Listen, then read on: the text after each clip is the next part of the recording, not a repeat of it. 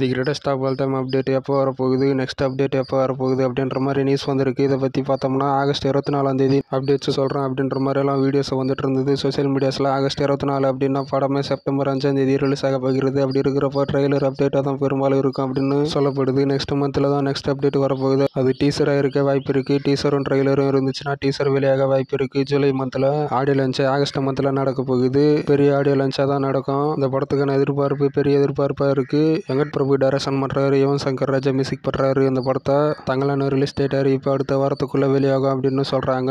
August 15 தான் அந்த படம் ரிலீஸ் ஆக போகிறது. எந்த மாற்றமும் இல்லை. ரிலீஸ் பாரஞ்சித் டைரக்ஷன் பண்ணுறாரு, ஜெய் பிரகாஷ் மியூசிக் பண்ணுறாரு. இந்த படத்தில் ஜெயான் விக்ரம் நடிக்கிறாரு. இந்த படத்துக்கு ஒரு எதிர்பார்ப்பு இருக்குது. மலையாளம் சூப்பர் ஹிட் படமான குருவாயூர் அம்பலம் நடையில் இந்த படம் ஸ்ட்ரீமிங் ஆனது. டிஸ்னி பிளஸ் ஹாட்ஸ்டாரில் இந்த படம் மலையாளம், தமிழ், தெலுங்கு, ஹிந்தி, கன்னடா லாங்குவேஜஸ்.